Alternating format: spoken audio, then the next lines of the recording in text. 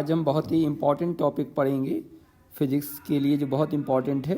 नाम है डिफरेंशिएशन। सभी ने सुना होगा डिफरेंशिएशन।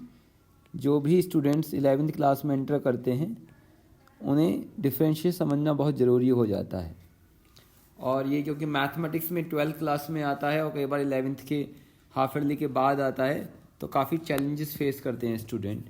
तो हम डिफरेंशिएशन को सिंपल शब्दों में समझते हैं। डिफरेंशिएशन जो है वो डिफरेंस से बना है। डिफरेंस मतलब सब्ट्रैक्शन, घटाना, है ना, डिफरेंस देखना। और देखिए, सबसे पहले तो बता दें कि ये एक तरीके का ऑपरेशन है, मैथमेटिकल ऑपरेशन। मैथमेटिकल ऑपरेशन का मतलब क्या है?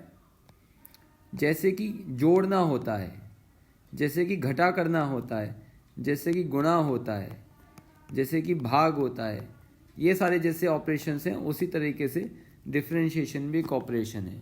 तो हर मैथमेटिकल ऑपरेशन के कुछ रूल्स होते हैं जिसके बेसिस पर वो आप कर पाते हैं। जब आप बचपन में गुणा करना सीखते हैं तो आपको कुछ रूल्स सिखाए जाते हैं कि मल्टीप्लाई करके यहाँ लिखना है ना, उसके बाद यहाँ पे क्रॉस लगाना है। ये सिंपल सी बातें आप सीखते हैं। फिर जोड़ना है, ठीक है। इसी तरीके से डिवाइड के रूल्स सीखते हैं और उस रूल्स की आपको प्रैक्टिस करनी पड़ती है। उसी तरीके से डिफरेंशिएशन के कुछ रूल्स हैं। तो पहले हम वही रूल्स सीखते हैं जिस रूल्स की हेल्प से आप डिफरेंशिएशन कर पाएंगे। फिर धीरे धीरे समझेंगे कि कहाँ करते हैं, ओरिजिन क्या है। ज़्यादा डिटेल में ना जा करके पहले बस हमें समझना है कि ऑपरेशन है क्या, ठीक है। देखिए, अगर हमारे पास दो क्वांटिटीज़ हैं, एक क्वांटिटी y है और एक क्वांटिटी x है, ठीक है। और इस तरीके से है कि y और x में कोई रिलेशन है, y कनेक्टेड विद x। कैसा रिलेशन है कि y is a function of x, y x का एक फंक्शन है, y is function of x। Function की एक मैथमेटिकल डेफिनेशन होती है, अभी उस पर नहीं जा रहे, लेकिन सिंपल के लिए समझ लीजिए। जैसे कि x स्क्वायर लिखा हुआ है, ये y x का फंक्शन है। x 4 + 3x लिखा हुआ है, y इज इक्वल टू, ये x का फंक्शन है। ऐसे बहुत सारे, ये पॉलिनोमियल काइंड ऑफ फंक्शन है। बहुत तरीके के फंक्शन हो सकते हैं। हो सकता है कोई sin x लिख दे, ये एक ट्रिग्नोमेट्रिक फंक्शन हो गया। हो सकता है कोई y is equal to log x लिख दे, ये लॉगरिथमिक फंक्शन हो गया। हो सकता है कुछ फंक्शन आप पहचानते हो और कुछ फंक्शन आप नहीं पहचानते हो, ठीक है। तो उसमें घबराना नहीं है। तो पहली बात तो डिफरेंशिएशन तभी हम कर सकते हैं जब दो क्वांटिटी के बीच में कोई फंक्शन डिफाइन है। अगर फंक्शन ही डिफाइन नहीं है तो डिफरेंशिएशन नहीं हो पाएगा, ठीक है। हम ग्राफिकली समझते हैं। मान लीजिए y और x है, x और y दो क्वांटिटीज़ हैं, तो इनके बीच में कोई चेंज हो रहा है। जैसे कि हमने ग्राफ बनाया है, ये इस ग्राफ में क्या दिखाई दे रहा है कि अगर x बदल रहा है, x में चेंज होगा तो y में भी चेंज होगा, ठीक है।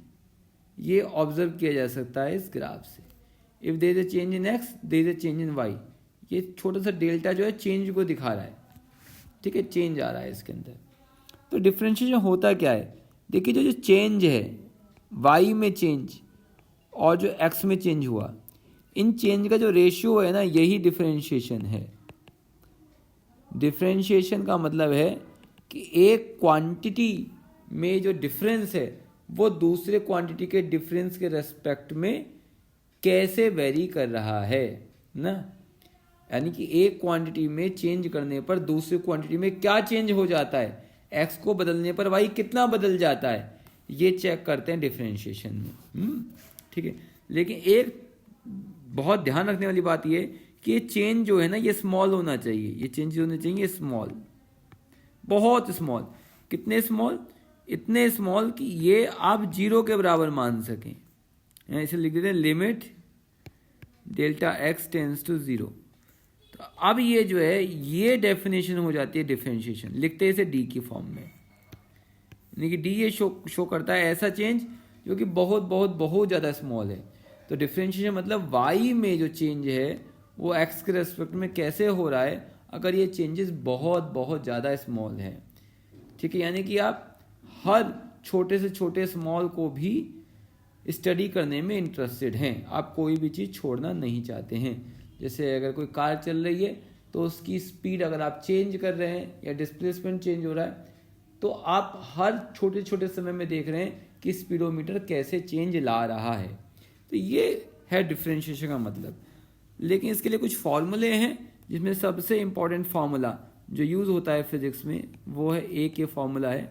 इसको डायरेक्ट याद कर सकते हैं कि अगर y इक्वल टू एक्स की पावर n है तो ये डिफरेंशिएशन जो है y का, ऐसे लिख देते हैं इसे, ये होगा क्या, y की जगह x की पावर n लिख दीजिए और ये हो जाता है n(x(n-1). ठीक है, ये सबसे ज़्यादा यूज़ होता है। तो इसके बेसिस पे कुछ अब एग्जांपल देख सकते हैं, जैसे कि ले लीजिए y की वैल्यू मैं क्या लिख देता हूँ, x की पावर 3। अगर यहाँ पे x की पावर 3 है तो क्या हो जाएगा फॉर्मूले के अकॉर्डिंग, 3x 3-1 यानी कि 3x²। इसी तरीके से आप दूसरी क्वांटिटी का भी कर सकते हैं। मान लीजिए अगर y दे दिया x की पावर 7 तो dy/dx क्या हो जाएगा, तब हो जाएगा dy/dx x की पावर 7 इक्वल टू 7x की पावर 7-1 यानी कि 6। तो ये एक तरीका है जिस तरीके को आप प्रैक्टिस करके समझ सकते हैं। बहुत सारी यूट्यूब पे डिटेल में वीडियोस अवेलेबल हैं, लेकिन एक शॉर्ट में मुझे बताना था ताकि आप अपने फिज़िक्स के लिए इसे यूज़ कर पाएँ। तो आपको अगर कोई डाउट है तो आप कमेंट कर दीजिए, है ना। और आप चाहते हैं कि ये बहुत ऐसे हम डिस्कशन करें तो आप लोग मुझे बताएं कि आपको क्या आवश्यकता है, कहाँ आप प्रॉब्लम फेस करते हैं, और हो सके तो ये सब चीज़ आप शेयर कीजिए, अपने फ्रेंड्स के बीच में शेयर कीजिए, है ना, और सब्सक्राइब कीजिए इस चैनल को। Thank you.